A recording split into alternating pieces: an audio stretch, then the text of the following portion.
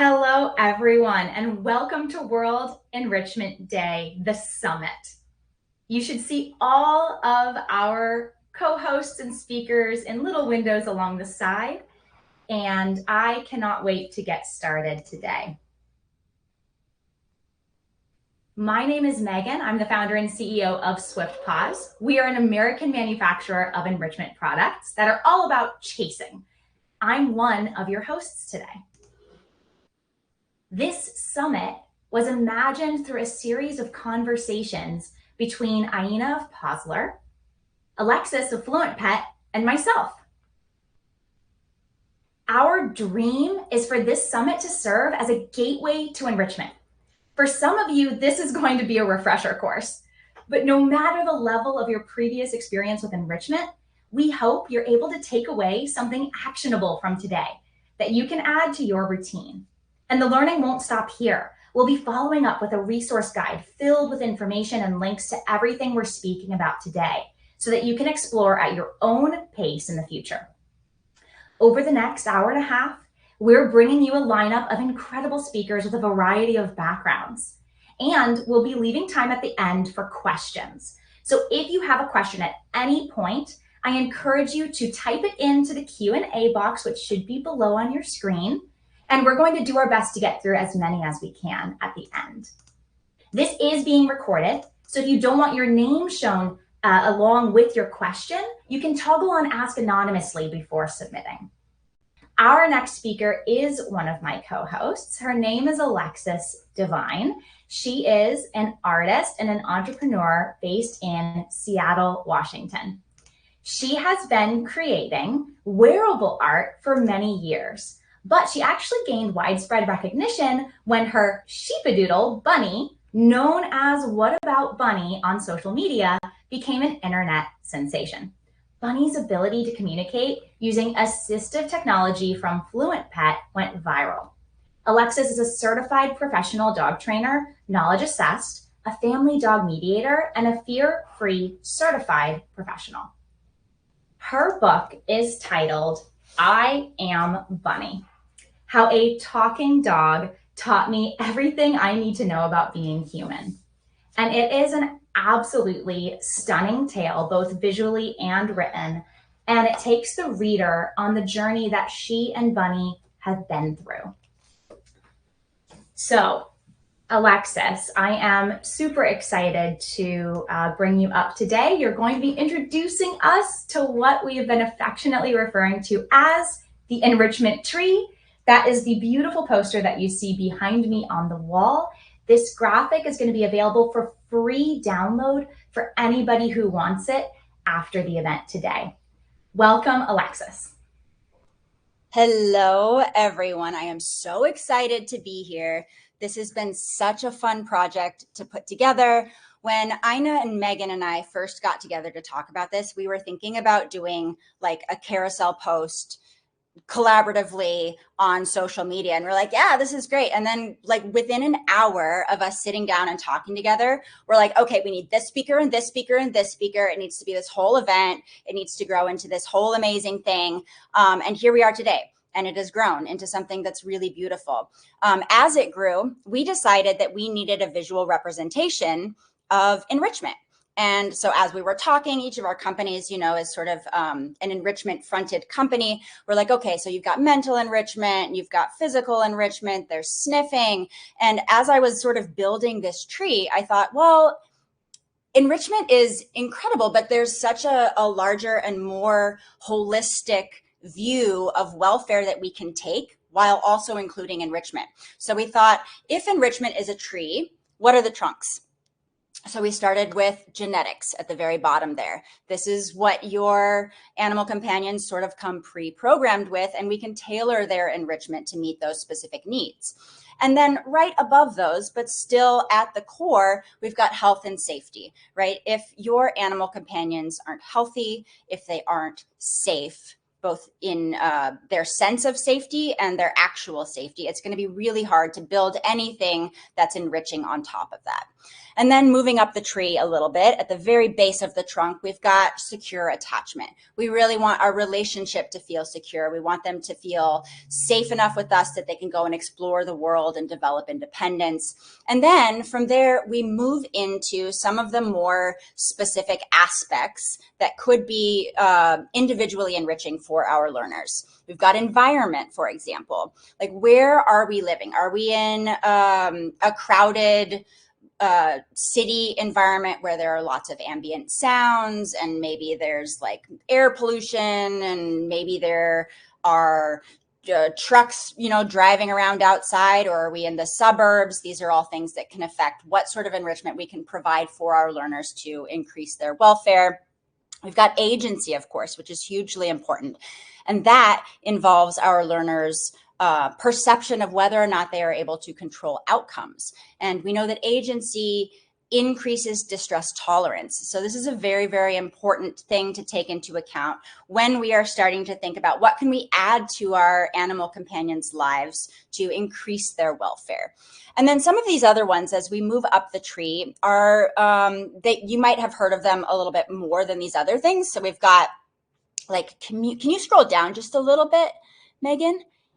Yes, thank you so much. We've got sensory. So we've got all of our see, hear, smell, touch, etc. We've got social interaction. Are we interacting with our learners enough? Do they have conspecific relationships? That's if your dog has dog friends, your cat has cat friends. Are they interacting with members of other species outside of humans? Do they get to interact with known animals and unknown animals? And then we've got species typical behavior. And some of these, as you'll notice when we zoom in, are very, very species typical, like vocalizing. They're barking and howling and whining, the chasing, the stalking, the sniffing, digging, foraging. These are all species typical behaviors.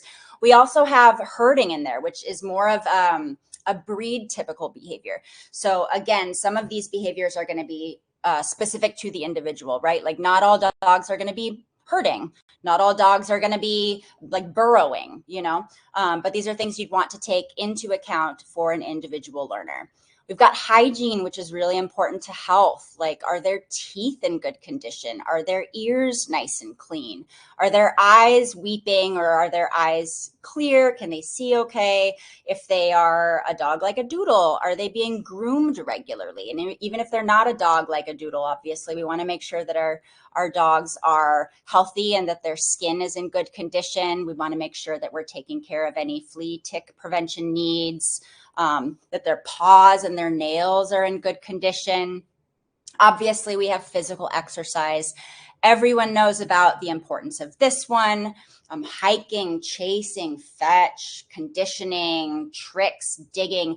These are all going to be examples of physical exercise, and the physical exercise needs for the individual are going to differ. For example, Bunny, she only exercises when I make her, but when she comes back from exercising, she's always happy she's done it. It's like me in the gym. So things to take into account for each individual. We've got nutrition, which is, their diet. What is the quality of their food? How much of it are they eating? Are they getting novelty in their diet? Do they get to taste different proteins and different types of foods? Are they getting enough hydration? So is there balance in that meal? As humans, we are able to choose what we want to eat on any given day. Like today, I might only eat cake and pizza. Our animal companions don't have that luxury. So can we mix the types of proteins that they're getting, the types of foods that they're getting up, in order to add a little bit of novelty and enrichment to that? We've got mental stimulation. Uh-oh, it disappeared for me. That's okay. We've got mental stimulation, which is another thing that a lot of us know about, sort of puzzles, scatter feeds, problem solving, sniffaries, training games, and tricks. And we've got calming, which is also a really, really important part of enrichment. We don't think about this quite as much, but quality of sleep and rest is very, very important to welfare. So are they getting enough rest? What kind of rest are they getting? Are they sleeping through the night? Or while they're resting, if you get up and go to the bathroom, they're like, oh my God, gotta follow mom. You know what I mean?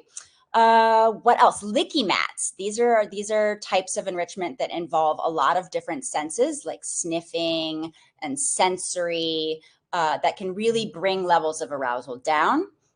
Breath work. Did you know that you can teach your learner to take a deep breath? That's a really fun one. And we go really deep into all of these categories in the downloadable resources that we will have after the event. So I'm not going to go too deep into them. I did want to touch on some of the communication aspects up here, because that's a part of enrichment that I have really, taken a liking to. So you can see up here under the communication branch, we've got, or above the communication branch, whatever, we've got manned, tact, verbal, echoic, intraverbal, nonverbal, gestural, relational, and generative. And those probably sound like foreign words to a lot of you. So really quickly, manned, tact, echoic, and intraverbal are all types of verbal, or what I would like to call communicative behaviors, as laid out by B.F. Skinner's theory of verbal communication. And when we talk about those, we can break them down to sort of understand how nonverbal communication functions. We've got a manned. That's basically like a request for something. Like if a child points to an apple and then you give them the apple, they point to the apple, they say apple, whatever, you give them the apple, that would be a manned. So a dog can point to something with their nose, for example, you give it to them, that could be considered a manned, a nonverbal manned. A tact would be labeling something. So if Bunny looks at a bird outside the window and then goes to her board and presses bird, that could be considered a tact. And echoic is basically like mimicry. So if I look at the bird outside and I say bird and then Bunny says bird, that could function as an echoic or a tact. And intraverbal is basically a response to a question. But the things that I'm really interested in talking about right now are some aspects of nonverbal communication. And so these are specifically sort of laid out and spelled out for human communication. But I want us to look at these and think, how could our dogs be participating in these types of nonverbal communication? So some key aspects of gestural communication. And gestural communication involves using body movements and actions and facial expressions to sort of convey messages and emotions without spoken words. They can be intentional and unintentional, and they often serve to sort of reinforce or replace verbal communication. So gestural communication is essential for expressing emotions, signaling intentions, and to help others understand us, especially in situations where verbal communication may be limited, as is the case with our non-human companions. So key aspects of gestural communication include emblems. And remember, these are sort of spelled out for humans, but I want us to really reframe this and think, how could our animal companions be communicating in these ways? Emblems. So these are sort of culturally specific gestures that have maybe a direct verbal translation, like a thumbs up for a good job or a peace sign. And they're often easily understood sort of only within a particular cultural context. So when I think about this in dogs, for example, I think about like free roaming dogs and how they travel in these groups. And I wonder what sort of cultural communication, gestural and nonverbal communication could they have within those groups. And I think this could also be the case within our sort of family units, within dyads and triads. What sort of emblems of gestural communication might we see there? So something to think about. Another one is illustrators. So these are gestures that accompany and sort of visually illustrate verbal communication, like, for example, showing the size of something with hand gestures while describing it. Illustrators sort of enhance and clarify what's being communicated. So think about that as it applies to your non-human companions. We've got regulators. So these gestures help to sort of regulate conversations, signaling when to start, when to stop, when to continue communicating. Examples could include in humans, nodding to indicate understanding, which is actually something that Bunny does pretty regularly, or pointing to suggest that someone else should speak or that we're redirecting our attention to another area. So again, think about how your non-human companions might be using these types of communication. Adapters. This is another one. These are often subconscious gestures that serve a personal need to help individuals sort of manage emotions, like fidgeting or tapping a foot or adjusting glasses. Adapters could indicate stress or boredom or nervousness. And I think this one for me is particularly easy to translate to dogs. And I think of like displacement behaviors. When our dogs are maybe approached by an unknown dog, they'll do some displacement sniffing or some displacement scratching. And these aren't necessarily like conscious behaviors, but they're behaviors that communicate to the other dog that maybe I need to take a second to process what's happening. And if we're paying close enough attention, they can signal to us too that we need to be aware of what's going on, that there might be some conflict.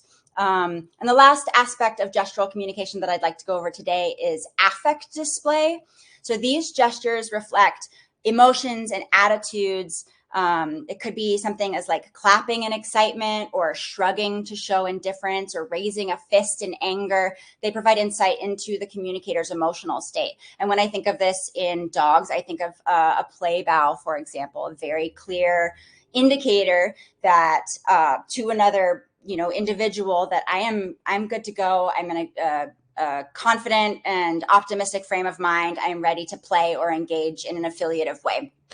So all this to say that gestural communication is so powerful because it often conveys emotions and intentions more quickly and more intuitively than words could. And while many gestures are sort of universally understood, like smiling, others are more culturally specific or species specific and can lead to misunderstandings when interpreted differently or incorrectly. So in face-to-face interactions, gestural communication enriches the message and strengthens the connection between people, or well, dogs are people too, cats are people too. And that's why I wore this Searching for Connection shirt today, which I hope you can all see. And I hope this was helpful, and I hope it gave you some food for thought. And again, this is all going to be in the downloadable PDF, which we'll be able to find at the end of this event. So you can really dive deep and explore some of these concepts yourself. And I'm going to, at this point, back to Megan, who can throw it back to Bindi, and hopefully we can carry on. Thank you so much, Alexis. Like we mentioned, this poster will be available for free download. We'll make sure everybody has access to it. You could get lost exploring all of the quotes, which were around the border, as well as every single one of the layers, the main points, the roots of resilience, the trunk of tribute, the canopy of care. And hopefully this will just be an inspiration to have everybody go in and do their own research. And there are some blank leaves on there. We are not saying that this is a complete guide. I think that to serve our pets better, we have to understand them better. And the more we spend time with them, the more we learn and know. So we would also love if, as you're exploring this tree, if you have a suggestion for a leaf, write it in, tell us about it. This is something that we hope to be able to build on and grow in the future. Our first speaker is Taylor Fenton. You may recognize her from her online handle, Bindi's Bucket List, where she shares her creative activities and enrichment learnings. She lives in Ontario with her husband and her two rescue muses, Bindi and Rosie. Her book is called The Happiest Dog on the Block. This book is all about canine enrichment activities to keep your pet young and healthy. And it comes out this coming Tuesday, November 12th. I have to tell you, it is a beautiful and inspirational enrichment guide, and it is chock absolutely full of amazing activities. Taylor is here with us today to talk about her experiences with enrichment and its importance. Welcome, Taylor. Sorry about the technical difficulties. I literally grabbed my laptop so fast to try, and we always know there's going to be something, right? So I'm sorry that the quality is not good, but at least we can have a chat.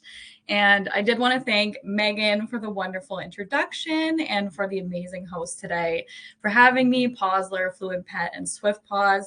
Also, Alexis, great dive into the tree there. I think it was a great starting point and talks about how really deep enrichment goes, right?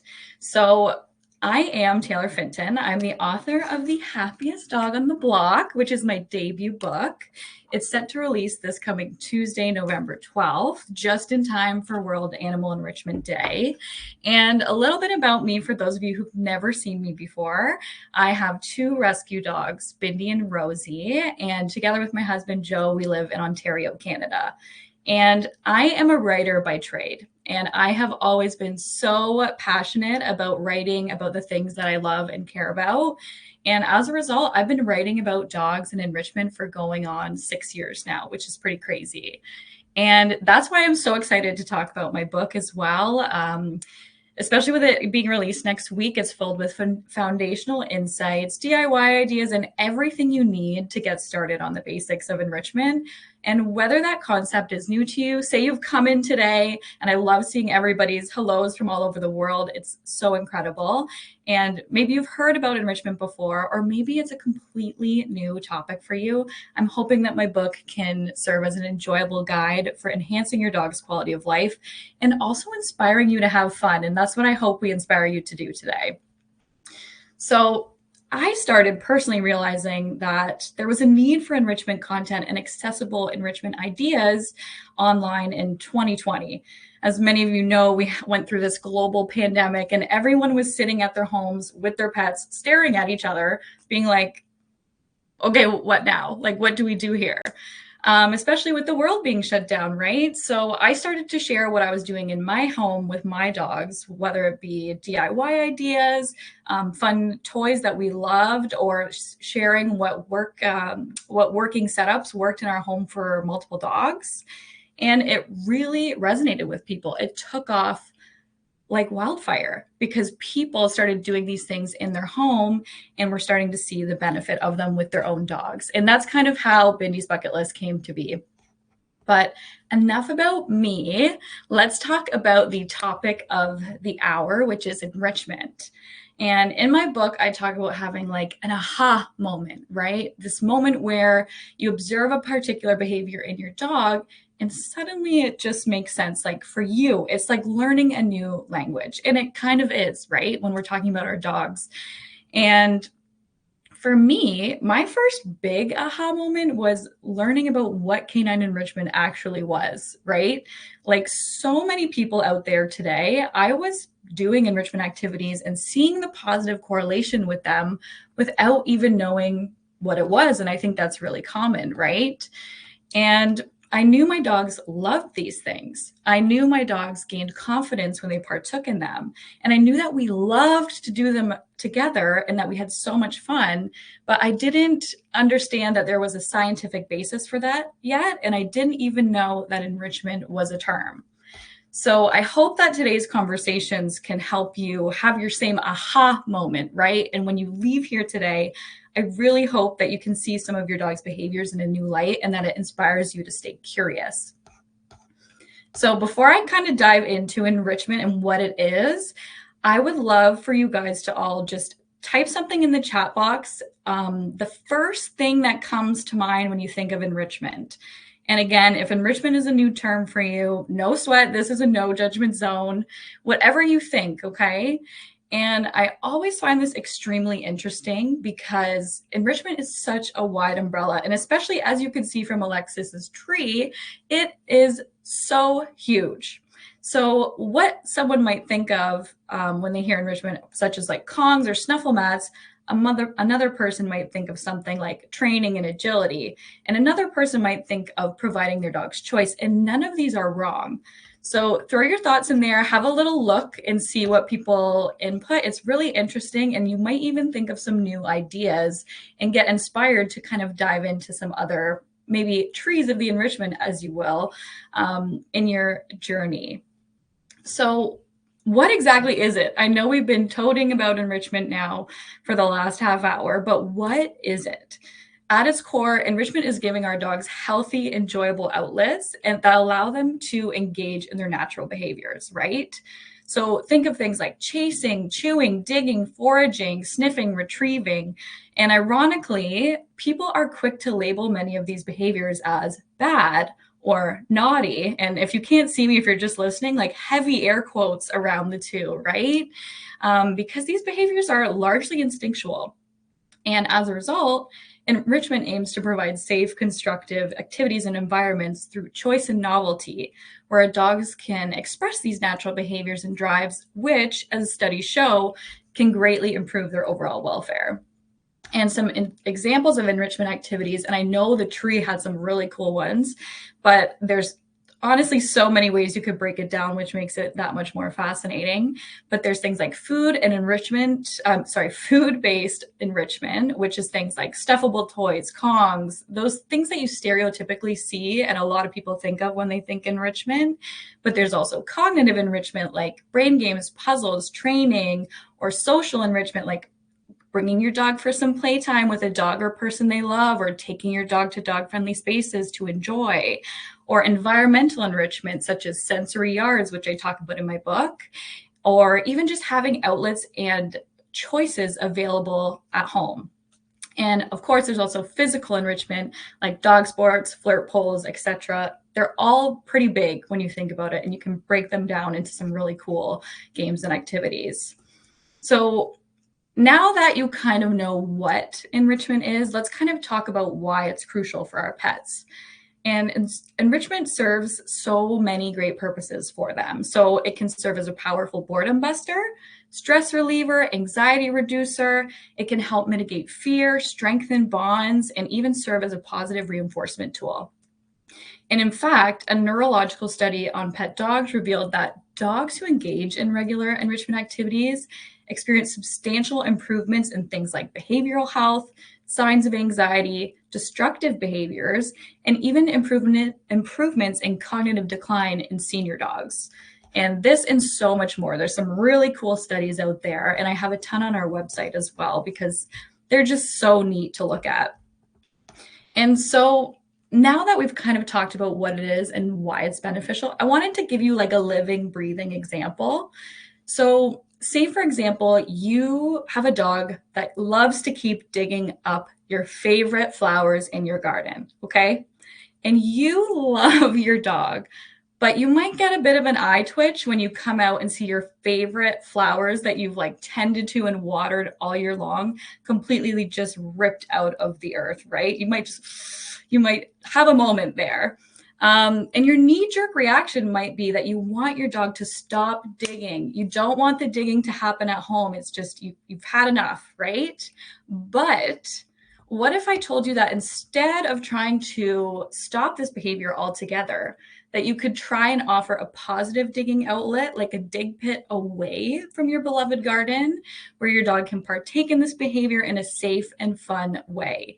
And that you may find as a result that your dog exerts their energy away from your garden while simultaneously partaking in a behavior that's good for their mental and physical self. So that's an example of where enrichment can work with you in your own lives and routines, and also be tailored to your dog's individual preferences. So just as we benefit from exercise, novelty, and new experiences, it's important to remember that our dogs do too. And they thrive when they're mentally and physically stimulated. And it's also important to remember that enrichment for dogs is more than just a treat. It's essential for their happiness and health. And not only that, but enrichment is essential for every dog, not just the dogs that seem bored, right? That's a common misconception. The science truly does not lie. And what science tells us is that dogs exposed to enriched environments with regular mental and physical activities have a better cognitive function and display an improved quality of life. So that's something that we all want for our dogs, right? It's really at the basis of what we want to do in our everyday life.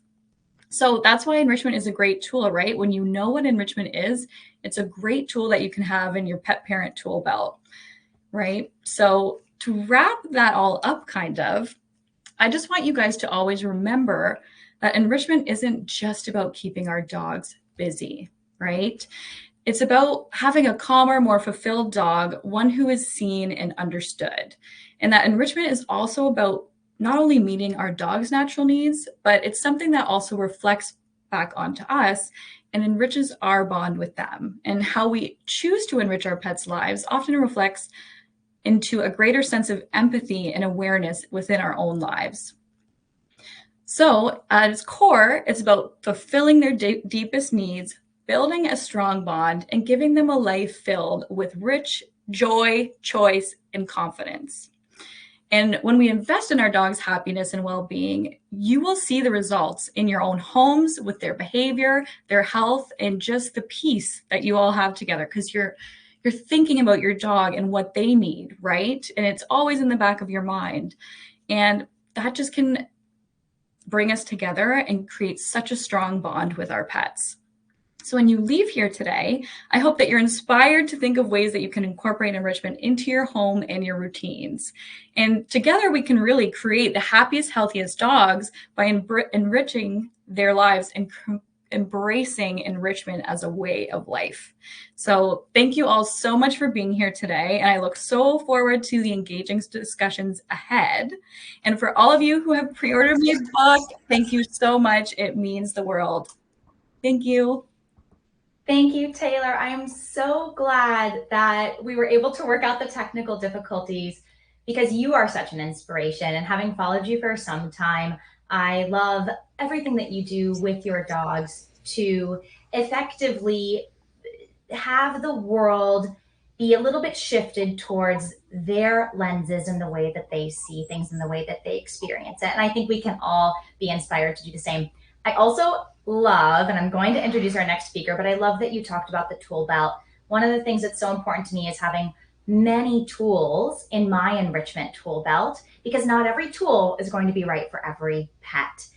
And with that, I am so proud to introduce our next speaker. This is Dr. Zazie Todd, and she is an animal behavior expert, award-winning author, and creator of the Companion Animal Psychology website and blog. If you haven't visited her Companion Animal Psychology website, it will be one of the resources. Guys, I know I've said it before, but this resource guide, it's going to have links, it's going to have downloadables. It's going to give everybody all the resources that we're speaking about today, including links to where to find these amazing speakers and what they write about. And her blog is one of them. It's a great resource. She's actually going to be speaking with a focus on enrichment for pets that may be anxious, fearful, or reactive. But I believe that the tools and techniques that she's going to be speaking about can also be used to boost confidence and strengthen our bonds with all of our pets. So welcome, Dr. Zazie Todd. Hi everyone, I'm Zazie Todd. I'm the author of Bark, The Science of Helping Your Anxious, Fearful or Reactive Dog. And my previous two books, Wag, The Science of Making Your Dog Happy, Purr, The Science of Making Your Cat Happy. So enrichment features in all of my books because it's so important for all kinds of animals, but especially for the dogs in our care. And I'm going to be focusing my comments today on enrichment for fearful, anxious, and reactive dogs because it's so important that they have opportunities for enrichment. It's a really important central tenet, basically, of good animal welfare. And if we look at the beautiful diagram that was made for this event, you can see there are lots and lots of different kinds of enrichment activities.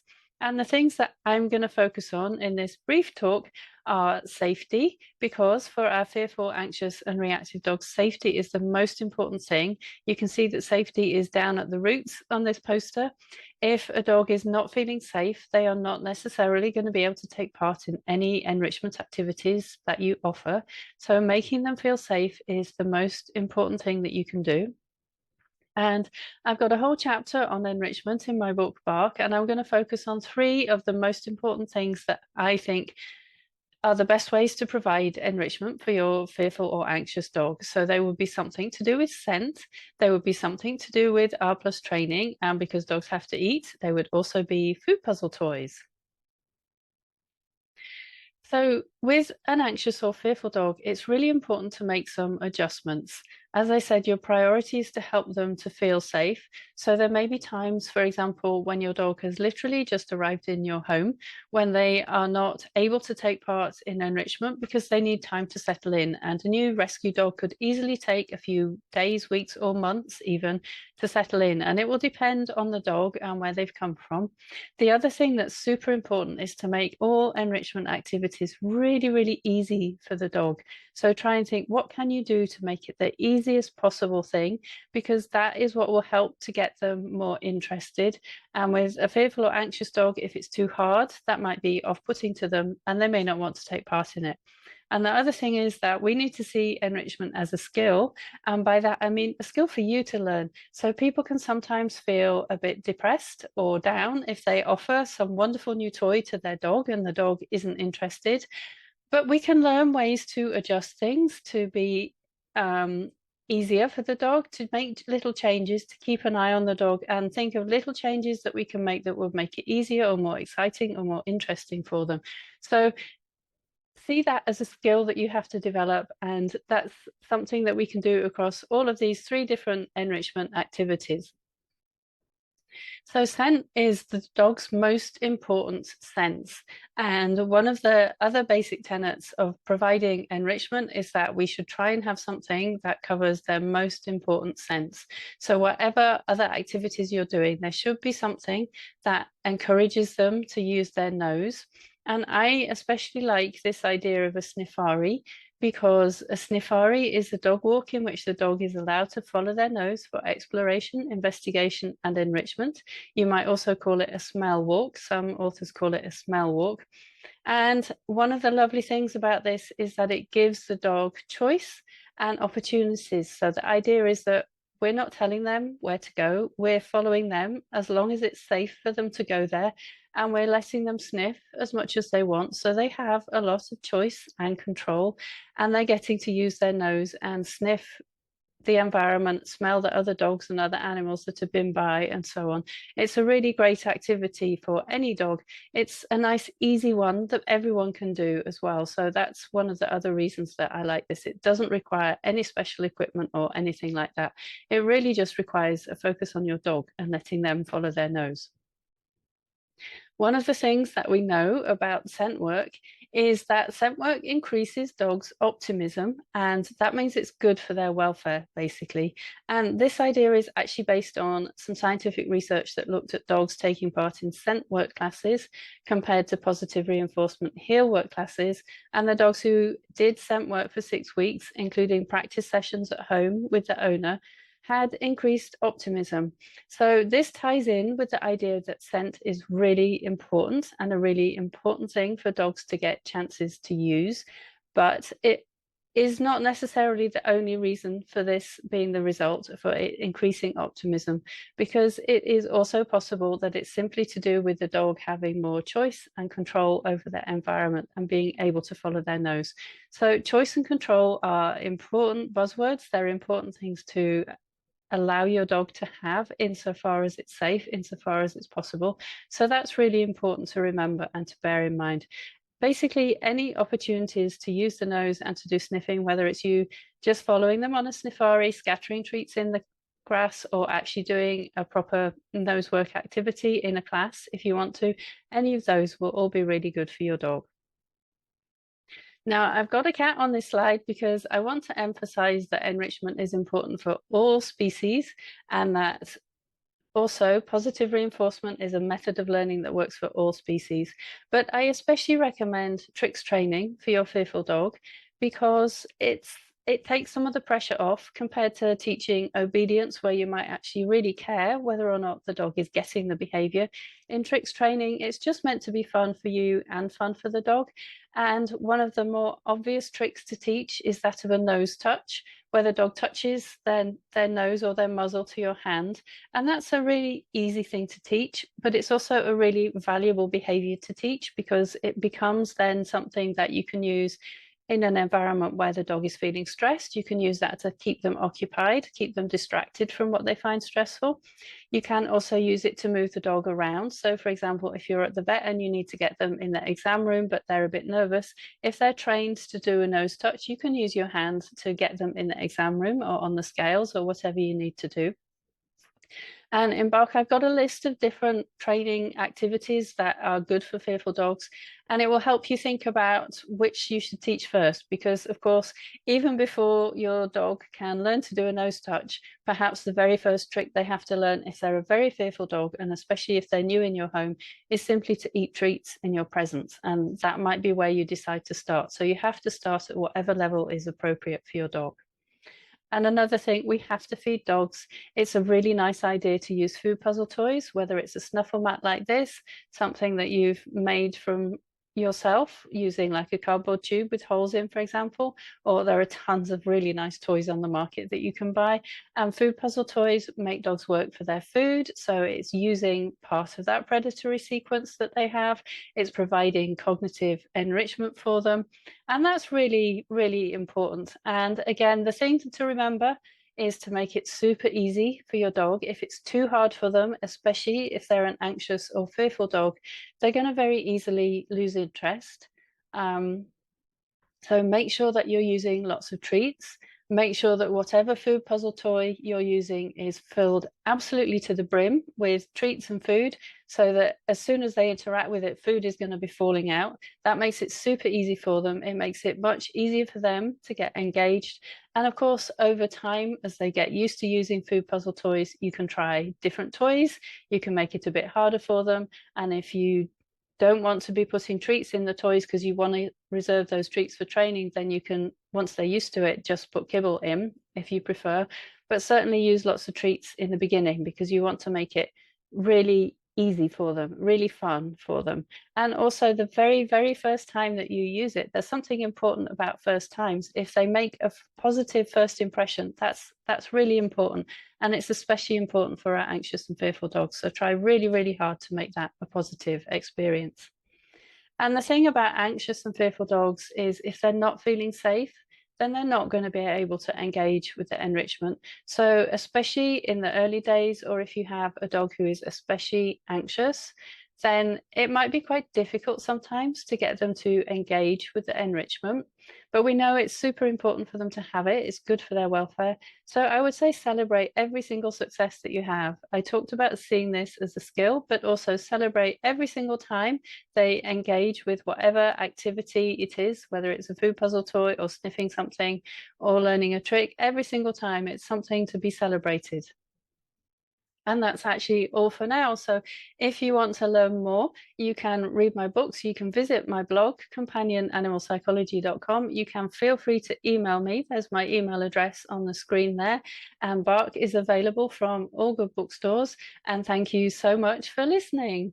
I hope this has provided some useful tips for you, and I hope you have fun providing enrichment for your fearful, anxious, or reactive dog. Thank you. Thank you, Dr. Zazie, for those insights. I actually have an anxious dog myself. My non-anxious dog is sleeping on the couch behind me right now, but my anxious one is at home. And your book, Bark, has been like a North Star, helping me find the path again when we experience setbacks. And before I introduce our next speaker, I want to mention something briefly. We have had so many incredible collaborators who have helped bring together resources for today, and not all of them are on the call. And some of the things that Dr. Zazie mentioned actually go hand in hand with some of these collaborators who are providing free resources that will be available post-event that will be going out to everybody. One of those, when we talked about tricks, is a personal friend of mine and professional dog trainer, Chrissy Joy. She has some free trick training videos that she is going to be sharing with everybody. You'll be able to watch her videos and learn some tricks. We've also had some amazing collaborators like Terribles that make these toys where you can tear off the arms and legs and put them back on. They're a great together toy. And Better Sporting Dogs, who make at-home agility equipment. So many great brands coming together to help spread the word, share it with their audiences. So without further ado, our next speaker, Aina, is another one of my co-hosts here today. And actually, I would like to give her credit for having had the initial idea of doing something together for World Enrichment Day. Thank you, Aina. She is also the co-founder of Pawzler. Welcome, Aina. Hi, thank you so much for this lovely intro, Megan, and thank you everybody for being here. We're so excited to hear there are so many people willing to learn about enrichment, and we'll just talk about it to everybody who's willing to listen. So just happy to be here. So just like Megan mentioned, my name is Aina. I'm a co-founder of Pawzler, a European startup that creates modular puzzle toys for dogs. It's just like Legos, but for dogs. I'll tell you more about our product later, but the only thing you really have to know is that at Pawzler, our goal is very simple. We want to bring happiness to pets through mental stimulation. So today, I want to share a few ideas. Some of them you can buy, some of them you can make at home for enriching your dog's life already today, right after the call. So as you've already heard from Taylor and from Dr. Zaz about the importance of enrichment, and I'm sure you've already convinced, but just in case you're not, let me give you another analogy to show you why mental enrichment is essential for all dogs, whether they're already exhibiting some unwanted behaviors or not. So let me set the scene. You're placed in a luxury hotel, all-inclusive, but you're mostly being restricted to your room. So that might sound amazing at first, but soon enough, I'm sure the boredom would set in, and I'm sure after a while, you'll start to wonder how the inside of your sofa looks like as well. So we've heard a lot about species-typical behaviors today already. They are instinctive activities that have evolved over thousands and thousands of years and include behaviors like sniffing, foraging, chewing, chasing, and hunting. And today I would like to walk you through some of these instinctual needs, and I would like to show you how you can safely satisfy them with your dog and at home through enrichment. First, let's start with sniffing. Dogs explore the world primarily through their noses, which are much more sensitive than ours. Engaging their sense of smell, therefore, helps them relax, build confidence, and stay mentally stimulated. One way of offering them that would be a snuffle mat. This is a mat with various textures and layers where you can hide the treats inside. It's a very simple way to allow your dogs to sniff and forage indoors. A bit more complicated game would be a game of hide and seek, tea bag edition. It's a simple game which you begin by holding a scented tea bag, such as chamomile, for example. Of course, make sure it's dog safe. Hold it in front of your nose and teach them to touch it with them on a command. Once they're comfortable with this, gradually increase the distance between the tea bag and your dog. When they're ready, hide the bags around the room or around your yard and encourage them to track the scent. You can even name the scents, like, for example, search chamomile or search mint or something like this, to help them associate the smell with a word. Later, you can also add additional scents for a more challenging game.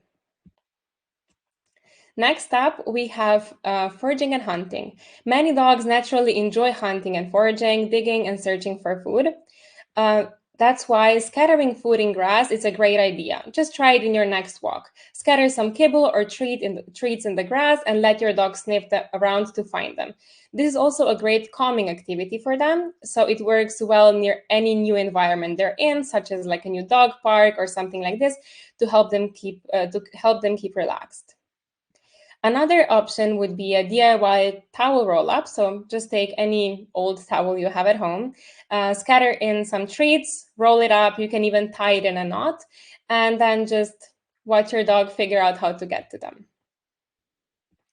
Next, we have chewing and shredding. They're very natural behaviors for dogs, helping them release energy, stress, and they feel very satisfied after completing them. You can try some stuffable toys. Just fill them with treats, kibble, or soft food and allow them to chew to extract the reward inside. It's a great mental engagement and can keep the dogs occupied for quite a while, especially if you freeze it as well. Another option would be lettuce shredding. Of course, do this under supervision. Try giving your dog a head of iceberg lettuce. Try if they're allergic to it first, of course. And then you can also hide some treats inside and watch them tear it apart. This really allows them to satisfy their natural need to shred, and it's a safe, fun way to burn off some energy. Next, we have chasing. Meghan here is our local expert on the topic. So chasing is a very natural urge for many dogs, especially those with high play drives, for example, hunting dogs which were bred to hunt. This instinct taps into their tracking skills, providing both mental and physical stimulation. To satisfy this, you can try flirt ball. It's a long pole with a rope and a toy attached at the end. You can swing it around for your dog to chase, jump, and try to catch it. Be sure to every once in a while reward them with actually letting them catching it. It makes the game more satisfying, and it also prevents them from getting frustrated. Another option is a lure course. For dogs who love an intense chase, a lure kit like the ones you can see on the SwiftPaws website can turn your yard into a full-on chase game. It's a great way to give experienced chasers an exciting high-energy workout. Last but definitely not least, we have problem solving. Dogs are very intelligent animals and they love challenges. So problem solving activities prevent boredom, reduce stress, and also help strengthen the bond between you and your dog. So for this, I would absolutely recommend puzzle toys. I'm for sure biased about it, but they're my favorite type of mental stimulation because they combine sniffing, foraging, and problem solving into one engaging activity. You can hide the treats in the toy, and dogs have to use their brains to figure out how to access them. It's fantastic to build patience, focus, and confidence. There are many options out there, but they all have a similar challenge of being very static and become very boring for your dog after a few tries, which is why we created Pawzler. It's a first truly modular dog puzzle. You can easily customize it, which is why we say it's like Lego for dogs, and allows every playtime to be a new adventure for your dog. You can also adjust the difficulty level this way, just as we've heard in the previous talk, how important it is to meet your dog where they are in terms of their level. And it will also grow with your dog, since you can customize it, add new pieces, and so on to make it more and more and more challenging. You can also merge the bases together, just like Lego again. So you can technically build the puzzle as big as you want. And just for the participants of this event, we've prepared a special code for you just for this weekend. So when choosing any type of the tools we discussed today, I just want to encourage you to ensure they're safe from food-safe materials, free of sharp edges, and easy to clean, because unfortunately, unlike children's toys, pet toys aren't held to the same strict safety regulations. So a bit of research is necessary in finding a safe, high-quality options for your pet. So I hope I leave you today with some ideas how to enrich your dog's life right after this call. Whether you're thinking about buying some store-bought items or a simple DIY option, you can just try right now. Enrichment doesn't have to be expensive or complicated. It's about building stronger bonds with your dog and giving them opportunities to explore and engage their natural instinct. It's really the least we can do, considering how much they enrich our lives. Thank you so much, Aina, and thank you for the shout out of the SwiftPaws products too. And I love that you talk about, appropriate enrichment for pets. Something that I say is, a high intensity activity like chasing is for pets in their prime. So if you have young puppies whose bodies and joints are still growing, or maybe senior dogs who are a little past their prime and shouldn't be exerting themselves to the level that they might with one of my products, there are so many other amazing ways to add enrichment and a little bit of novelty to their day. And then, of course, if you've got that prime high activity pup, there are so many great ways, like a chasing game, to help them burn off a little bit of energy and provide a healthy outlet for some of those natural behaviors. And just a reminder, everybody, if you do have questions, we've got an amazingly active chat. Thank you all for, I've just been watching the comments coming in. It's so amazing to hear what you're also doing with your pets. And if you have a question specifically, drop it in that Q&A. It's right next to the chat, and we are going to come back to some Q&A. We've got a couple more speakers for you, though. And our next one, I don't think needs much of an introduction to many of you. So I am going to go ahead or actually, Aina, if you wanted to continue sharing the next one, then I've been having a little bit of technical difficulty myself. And if we could share Leo's intro slide, if that's okay. So Leo is a unique blend of cognitive scientist, software engineer, product designer, and entrepreneur. You may recognize him as the founder and CEO of FluentPet, which thank you very much for letting us use your community platform as the home for this Enrichment Summit today. I really couldn't think of a better place to host it.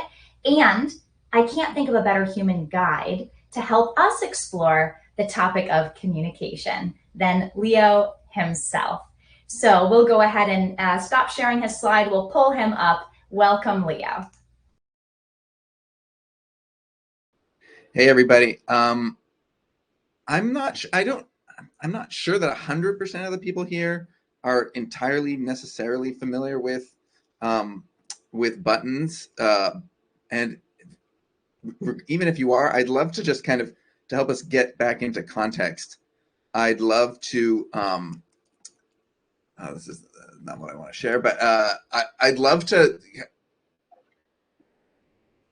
look at just have us look at one of the videos that really got a lot of people excited about button teaching.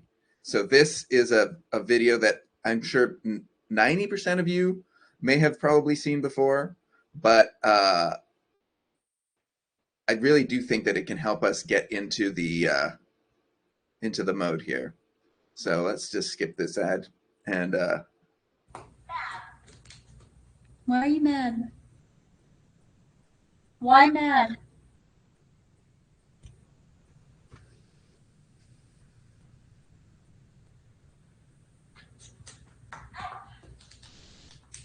Where is your ouch? Where ouch? In your ear? Where, stranger?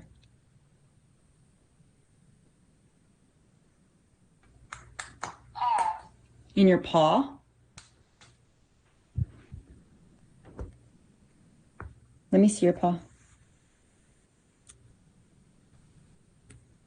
Okay, I'm gonna put this down and check. This was the stranger in her paw. She's got a mat between her toes, and that's stuck in it. Now I'm gonna have to figure out how to remove the mat between her toes. So my background's in cognitive science, and what I have found most exciting about kind of button teaching, and where I think it really ties into enrichment, is this notion that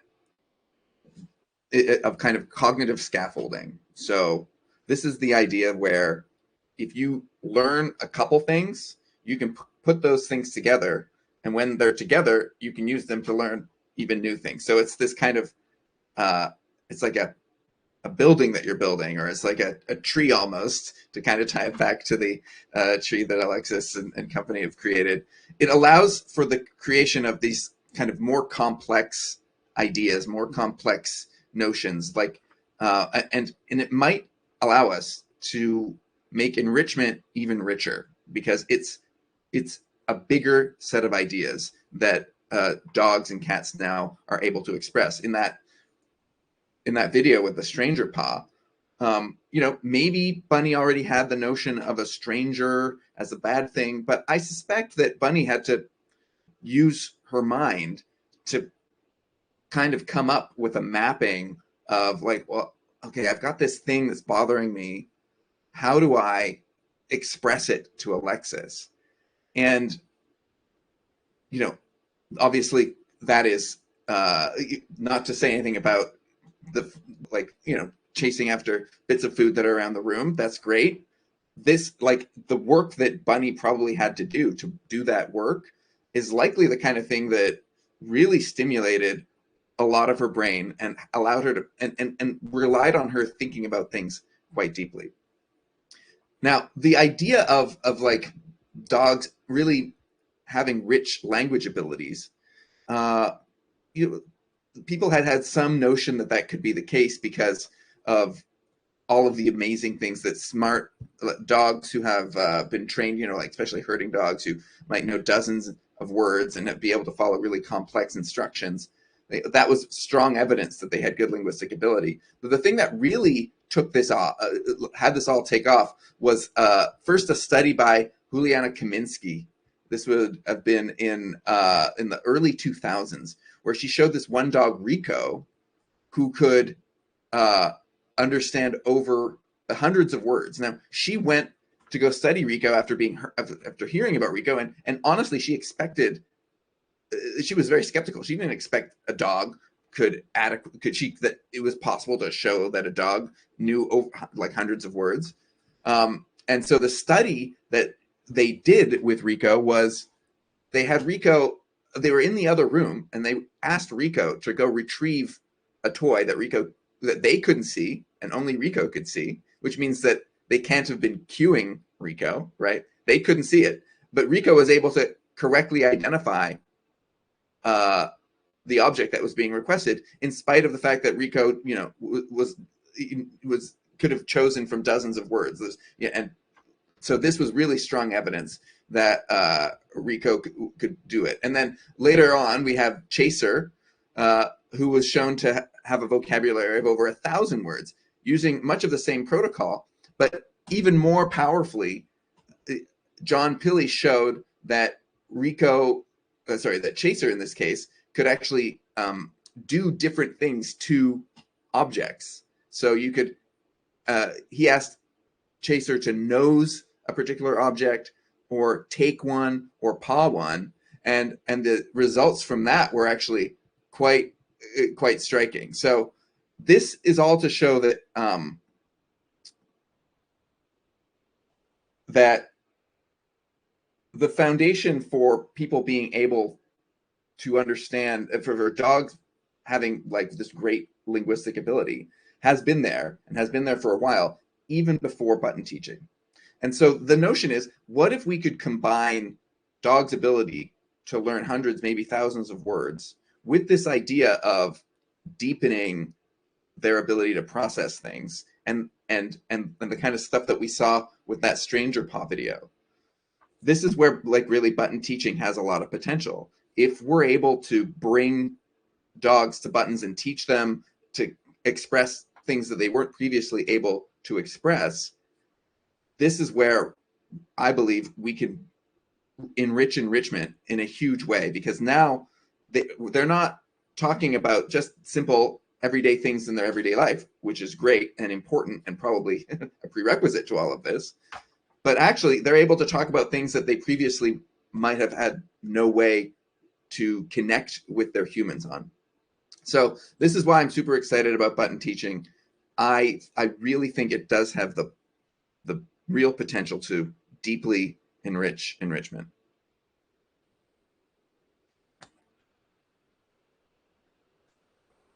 Leo, it's such a pleasure to hear you speak every single time. I've been able to hear you speak on a number of occasions, and I think I forget what that example was. It was something like, "I like my tea with socks."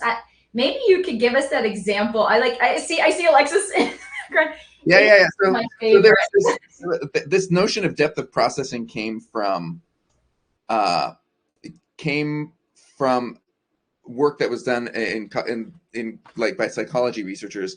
Anyway, a few decades ago now. I think probably in the 70s or 80s. The canonical example is, "I like my tea with cream and sugar," versus cream and sugar is what you're expecting. If it's cream and socks, well, socks is not a visual, socks is a real word, and it fits grammatically, and it takes you more processing to realize that actually that doesn't fit with the sentence. And so the fact that it takes, that you only see this at 400 milliseconds, this is called the N400, means that it took more work for you to realize that that was unexpected. So the idea that you're doing more work in order to figure something out that takes more time in your brain is reflective of the idea that you're processing something more deeply. That's the example. And, when we were chatting about this, I think we were at the trade show Super Zoo, and what you were saying is, for a human being, it kind of seems silly to go, "I like my tea with cream and socks." We all know what you mean. But that deeper level of understanding and that deeper level of cognition is what we're now, I think the science is starting to catch up in exploring, whether non-humans, whether our pets have similar multi-depth layers of processing, because that's a very different layer of processing for the brain than what you're expecting. "I like my tea with cream and sugar." So seriously though, the amount that you can geek out on into these topics, and that's why I love hearing you chat, because it goes so much further beyond, we see a dog, its tail is wagging, it's happy. And that's what you're exploring, and that's what FluentPet is exploring. It's really pushing the boundaries of what we understand our pets are capable of, and what we understand and how we believe our relationships with them can be, and how deep they can be. And I mean, the sky is the limit. for me in that one. So Leo, thank you so much for taking the time to be with us here today. You're such an inspiration. I've been following you since FluentPet, and I've got, you see one of my buttons that I had to keep nice and pristine and clean so it could be on my shelf behind me. Really love everything that you and your entire team and all of the learners from all of the people who are kind of pushing boundaries together. So thank you. We've got one more speaker, and she is actually here with us today, but she has prepared something for us to watch together. Julie Smith is with the Santa Fe College Teaching Zoo. She has worked in zoos for over 20 years. Most of her experience is with birds, though she has also worked with primates, small mammals, and reptiles. She has a special interest in animal behavior, which led her to serve on the Enrichment and Training Committee at Zoo Miami. In her current role as associate professor in the Zoo Animal Technology Program at SFTZ, Julie oversees the training program for the next generation of zookeepers.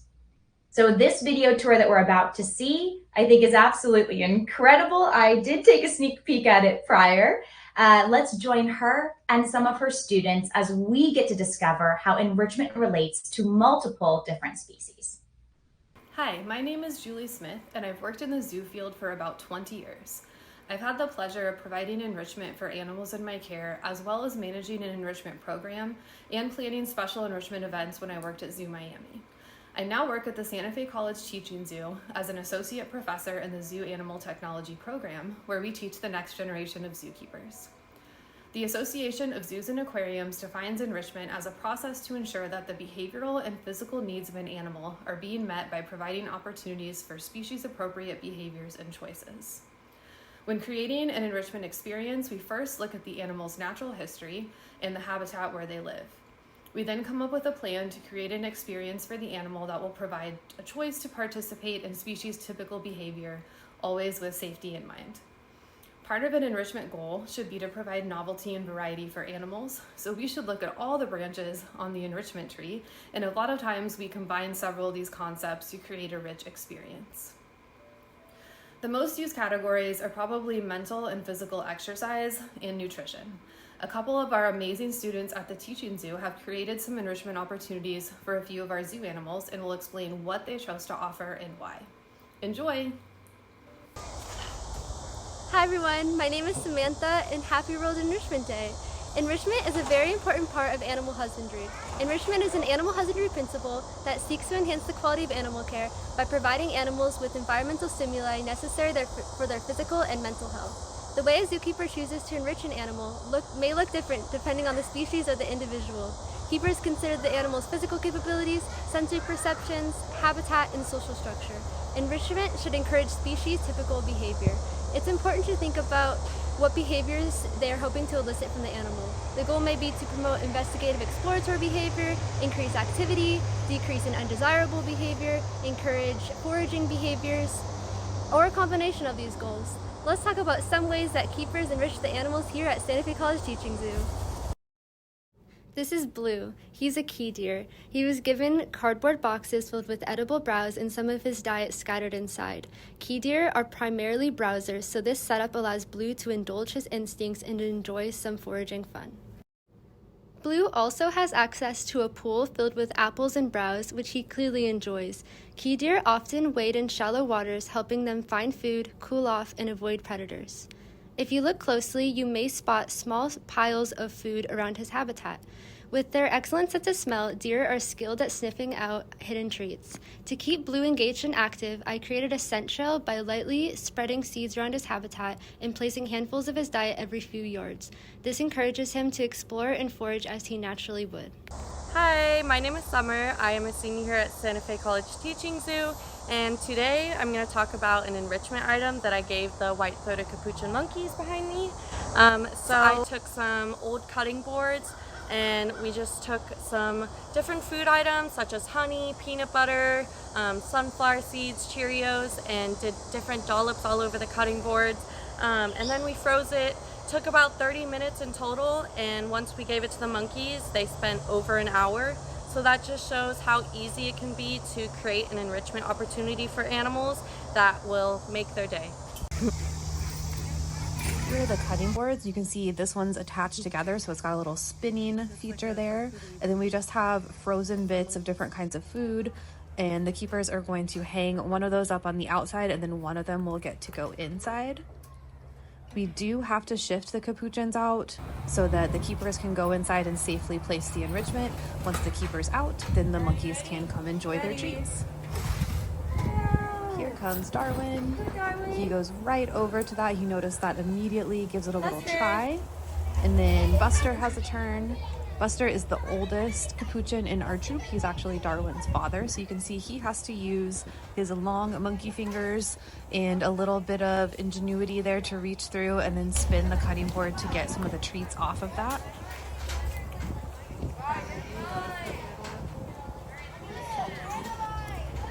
And here's Darwin, and he's trying his best to get all the food off that cutting board as quickly as possible, using his teeth to kind of scrape it off. We recently incorporated FluentPet buttons into our enrichment and trading program at the zoo with a few different species. Here are the otters, using buttons to select different kinds of reinforcement during a training session. Even our red-footed tortoises get in on the action. It's been really fun to learn about their individual preferences as they learn to associate the food item or activity with the button. This is a great example of a natural enrichment. This is from Zoo Miami, where we had lots of palm logs all over the place. So this one was at the perfect level of decay, and the toucan is taking mouthfuls of the inside of the wood, taking it out and dumping it just like he would excavate a nesting cavity. Next, we have a pair of golden lion tamarins using a paper grocery bag as a hide. They really loved this. They love to go in there and find mealworms or just be in there and snuggle and live cute.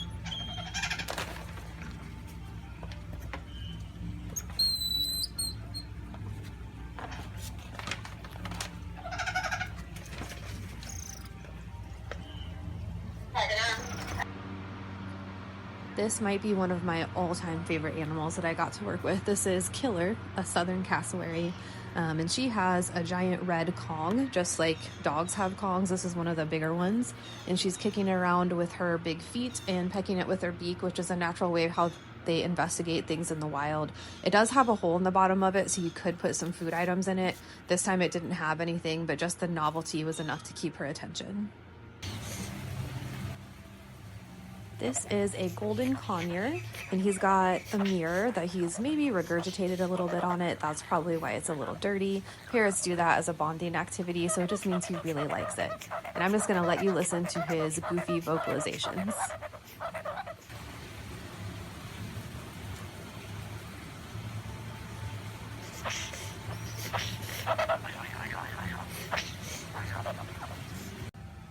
This is a great little enrichment device that one of our interns made with just a couple of pieces of bamboo. She screwed them together and then drilled some extra holes in them. And then because of the natural compartments that bamboo has inside, it makes a really great puzzle feeder. And you can hang it or you can leave them separate and let the animals roll it to get food items out.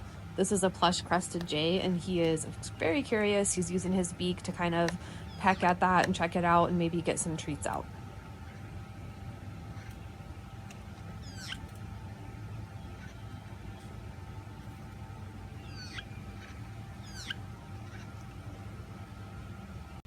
This is a black-throated magpie jay, and the keepers have hidden these little paper bags all over their habitat. Inside are some pieces of fruit, maybe some peanuts, some insects like superworms or mealworms, and they can use their really strong beaks to rip them open or pull them out of the crevices and then eat all their yummy snacks. This is the troop of chimpanzees at Zoo Miami a few years ago. We are working on them with shifting, trying to get them to come all the way out to the center of the habitat when they shift, rather than just hanging out at the door and playing shifting games of going back and forth. So they're getting paper bags and whole coconuts. The paper bags have different diet items like bananas, apples, grapes, monkey biscuits, all those fun things for them if they come all the way out to the center. This is a good example of how you can combine enrichment with a training session and provide them with a really big jackpot for doing something that you've been working really hard on. This is a northern helmeted curassow. They're a member of the turkey family from South America. And for these guys, I took this little green, it's a dog toy, just a ball, and I froze it in a giant block of ice. While it is enriching and novel, I'm not sure he was too pleased about this because he stood there for a while and just kind of clucked at me.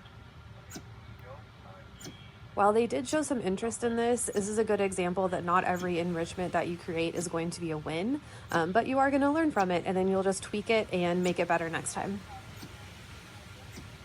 This is our female white-faced Saki monkey. Since she's female, she does not have the white face, but she is investigating a banana leaf burrito that has some mealworms stuffed inside, so she's got to dig through there and use her really long, skinny fingers to forage. This is one of my favorite training projects I got to be involved in at Zoo Miami. We had 7 turtles in one of our aviaries, and we had to feed them 3 times a week. So you can imagine it's kind of difficult to find all of them. Some of them were pretty small. So we trained them to target this little neon ball.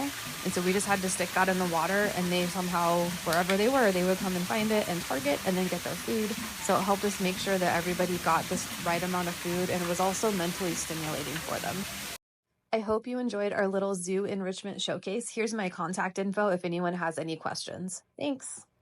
Again, thank you to every single one of our speakers. And I am going to kick the Q&A off because Julie is here with us today. I am a native Floridian myself, so I've been aware of the Santa Fe Teaching Zoo for many, many years, and the work that they do there and the program that they have for our next generation of zookeepers is absolutely incredible.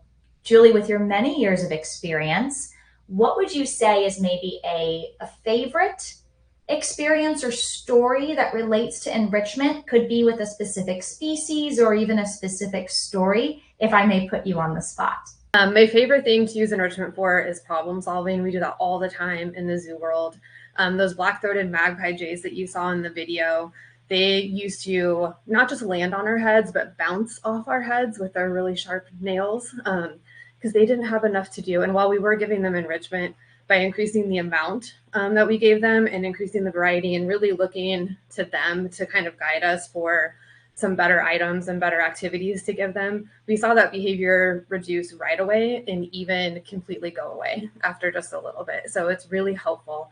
I know there were some comments in the chat too about some, like anytime your pets at home have destructive behavior, what we view as undesirable behavior is really just them telling us that they need something else that's missing in their environment. So that's kind of my favorite way to use it. Seems to be questions in the chat, and we are dropping some of those questions into the Q&A so that we'll be able to push them up on the screen for everybody to see as we answer. So one of these, it's going to look like it's coming from Kimberly, who is one of my team members who's helping moderate today, but she has tried also to make it so that we'll be able to see here. So let's go ahead, and if my computer will cooperate with me, one of the questions that I see here on the screen, and any of my speakers, we are on speaker view, so if you want to jump in, you can take yourself off mute.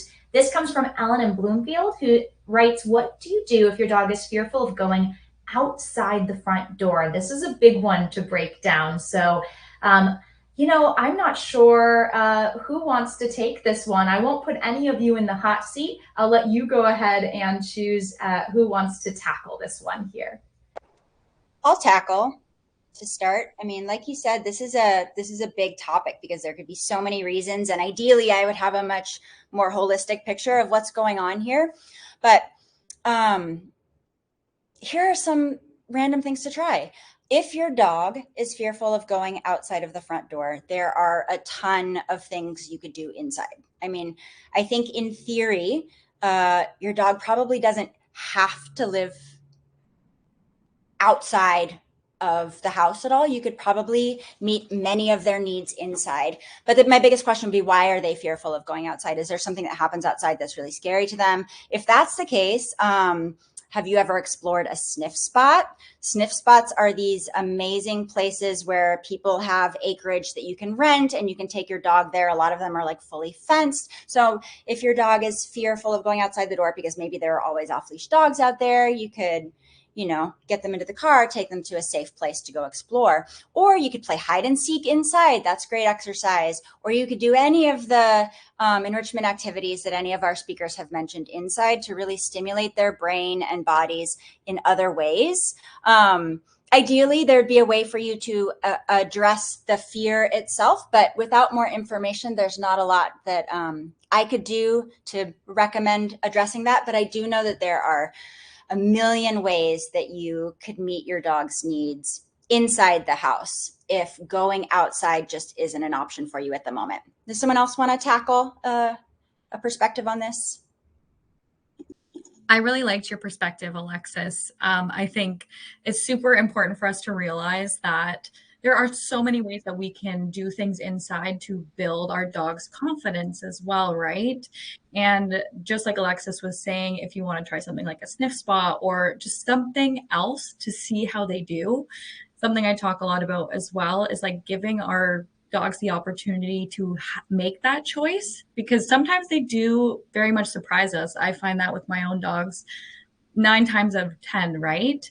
But if you partake in some of these enrichment activities inside that help them build that confidence, you might be able to get to a place with proper support, of course, where they feel like they can get to that point of getting outside.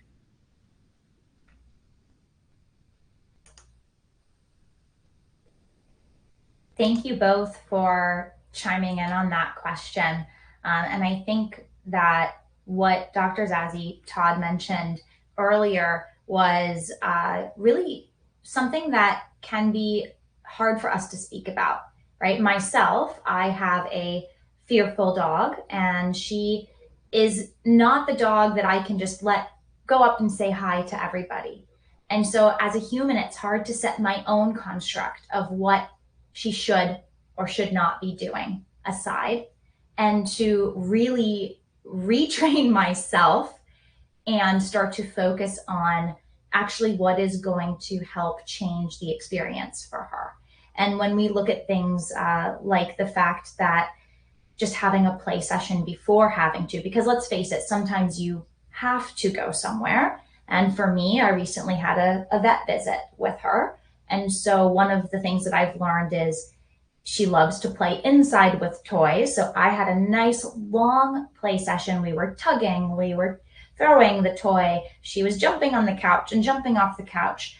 A prolonged play session before taking your potentially nervous or anxious dog, or a dog that doesn't like to go outside, into an environment that you know is going to be a little overstimulating or pushing them beyond their current comfort zone, and you have to, can actually help alleviate some of that for them. Their brain is going to be in a better state, and also that play session or that session that they've enjoyed is going to also help release, endorphins and all the good things that chemically help us feel better about what's to come. So that's a big takeaway that I've started to use with my puppy, not such a puppy anymore, who is not comfortable going new places. So we do have quite a few questions. Some of the questions in the Q&A have been answered in the comments. So if you asked a question, you might want to check the Q&A area and read the replies. There are replies that are being written down. And even if we can't get to every single question, we are trying to also reply. And we've got some great moderators who are replying. I'm going to spotlight a question. I think I know where you're going with this question, Sylvie, but we're also going to take it in a slightly different direction. It might take it a second to pop up on the screen. This is a cat question. And she says, I know you're working on a cat-specific section. I think November was the aimed goal. Any news about that? I have a feeling that this is a FluentPet specific question, but I would also like, and perhaps Leo or Alexis, you may want to chime in on specifically the cat-specific section that she's mentioning, but also I think it is worthwhile to take a minute for us to talk about enrichment as it relates to cats. I know we chatted about it a few times. I know we had a lot of people in the comments saying that they have cats. So if you want to start with a cat-specific FluentPet section and answer that specific question and then jump into enrichment as it relates to cats, we'd love to hear about it.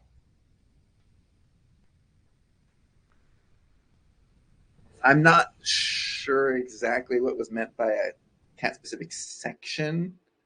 I believe at community.fluent.pet, which is where we are right now, we have do we have a let me double check. We certainly used to have a cat specific section. We've been making a few changes to try and optimize on this. Maybe I don't want to oh yeah, we did have a cat specific section. We could bring one back. I'm sure Kelly and I will discuss this. That's probably a topic for another context. Yeah, and with the cat question, so yes, and what I love so I've been in the FluentPet community as well, and I love that there are lots of different threads for lots of different specific issues or struggles or explorations. And so, Sylvia, I am going to half hijack your question and talk about cats as a whole, because there were other questions as well, like, can cats use Pawzler, for example? And I think, of course, the answer to that one is yes, many cats do use Pawzler puzzles. I think as a whole, when we look at any species, right, whether that's a cat or whether that's, a dog, any species that is what would be considered a predator, I like to look at enrichment from the predatory cycle, because that is a cycle so deeply ingrained in their core, right? So for a cat, it might be a house cat staring out the window, as they like to do, and they're sort of scanning and orienting, and then they might lock in on a bird sitting on a branch in a tree, right? So that the start of that predatory cycle for a cat or a dog, but let's talk about cats, would be kind of scanning and orienting and observing around them, and then locking in on a potential prey source. And then after they lock in, they might go into stalking. Now, not every cat may not exhibit stalking behavior, but so many of them do. So if you've ever had a cat where it's playing, interacting with toys, or maybe it sees that bird in the tree and it starts stalking behavior, that's of course going to lead into eventually a chase, a catching, a grabbing. And then if we're talking about the wild here, we would then be, of course, consuming. So we would be dissecting, we would be chewing, we would be consuming. And that cycle has a natural start with seeking and orienting, and it has a natural finish. And so much of the enrichment that we've spoken about today with a frame and a mindset towards dogs can also easily be applied to cats and other species as well. If you're looking at that back to the tree, the species typical behaviors. And I think any species typical behavior can lead you to a type of enrichment and then to activities that you can discover. So if your pet, cat, dog, whatever, is displaying a species typical behavior, you should be observing them and going, oh, my cat really actually likes to stalk and pounce. Maybe I am going to start adding in different types of enrichment into my day that can satisfy that area, that specific part of the cycle that they like. And the other thing that I really love to do, and then I'll have any of our other hosts who want to chat about specifically cats and enrichment jump in here. And Julie, I saw you have a cat with you in the office today, so that's very appropriate, is that we can stack enrichment activities to help mimic that cycle and help complete it. So today I have got, at the risk of having my camera go crazy, I have got Piper in the office with me today. She, I promise she's just napping. She is an 8-year-old, so a little bit less energy than the 1-year-old nervous puppy that I have at home. But let's say that I had that puppy and I needed her to be relaxed for this call. I could try to hand her a longer lasting chew, and she might be so wound up and ready to bounce off the walls that just giving her that longer lasting chew and expecting her to settle down and chew for an hour may not be appropriate for her in that moment. She might chew for a minute and then start bouncing off the walls again. So observing their behavior in a given moment, and then trying to apply those tools in your enrichment toolbox. So that excited puppy or that kitten that might be zipping around the house or potentially clawing at things or really getting jazzed up, some zoomies, if you will, we can engage with them, meet them at their level, at their energy level, at the stage that they're at, and looking at that predatory cycle, maybe do a wand teaser, a chase game. then maybe lead that into something like a dissection game. That could be paper. I know a lot of cats like to shred paper, like to chew on it, like to dissect. And then maybe we lead into something that's consumption. And we could go down the rabbit hole and talk about things like earned reward and stuff like that. But I think I'll sum it up as, when we talk about enrichment, when we talk about that toolbox or that resource basket that you can reach into and pull out of, it always has to relate back to what's appropriate for my pet at this point in time. And so that might not always be the puzzle or the SwiftPaws chase or the soda pup enrichment feeding bowl, but there will be a great tool for that moment. And then if you have goals and hopes and dreams, you can plan ahead at how you're going to add experiences and add new and novel items without overwhelming in the future. Hey, anybody else want to jump in and chat about cats? Because we had a lot of cat owners in our audience today. I would love to jump in a little bit. Trouble, my other kitty, not the one that's here with me today, she has requested with her buttons that she would like catnip find it. So find it, I've heard other people say too, is scattering kibble on the ground normally. And so when she combines that with catnip, what she wants is me to like hide catnip around in paper and snuffle mats and things like that. So I honestly think the buttons have been so huge for us because I have senior cats. I have a 13-year-old and an almost 16-year-old, and trying to get them to engage in anything that isn't just napping can be kind of tough. So giving them the buttons and options to ask for things, so I'm not just guessing, has been really helpful. But like you said, like finding something that's age appropriate and that's going to work in that moment. Oh, Squirt, you're going to turn off the computer. And finding something that your cat specifically likes, and any combination of those things is really fantastic. But really look at, what's their age, what are their physical capabilities, what are some things that they like, and how can you combine them in new ways and even new locations to keep them engaged.